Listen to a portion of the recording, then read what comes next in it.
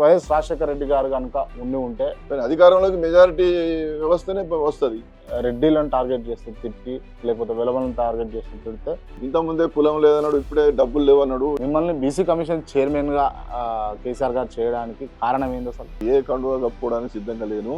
బీసీలు రాజకీయ పార్టీ పెట్టి మేము గతంలో రాజకీయ పార్టీ పెట్టాలనుకున్నాం, ఎదగలేకపోయారు, మీ వాయిస్ వినిపించలేకపోయారు. కానీ ఏదొచ్చినా అల్టిమేట్ నా గోల్ మాత్రం బీఆర్ఎస్ లో పదవి ముగియగానే ముందు డబ్బు కంటే కూడా కులమే చాలా ప్రధానమైనటువంటి. కానీ నిజంగా అంటే బీసీ నాయకులలో కావచ్చు, మీలో కావచ్చు, నాకు పదవి రాలేదని చెప్పి నేను మాట్లాడుతున్నాను. మిమ్మల్ని రాజకీయంగా తొక్కింది ఎవరు అని అంటే అనవసరమైన ప్రశ్నలు పెట్టి ఉన్నారా? గవర్నమెంట్ లో, పాత గవర్నమెంట్ లో కానీ ఇప్పుడున్న గవర్నమెంట్ లో కానీ 1 కోటి నుండి మొదలు పెడితే 200 కోట్ల వరకు వీళ్ళు జనరల్ స్థానాల్లో పోటీ చేసి ఉంటే ఆయన మరణం తర్వాత అంత అవకాశం నాకు రాలేదు. మీ తోటల్లో అందరూ కూడా మంత్రులు అయ్యారు, ముఖ్యమంత్రులు అయ్యారు.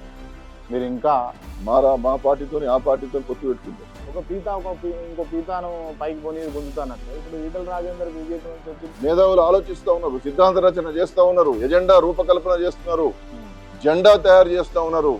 ఇక ఆగదు. కాబట్టి ఇప్పటికైనా తస్మాత్ జాగ్రత్త.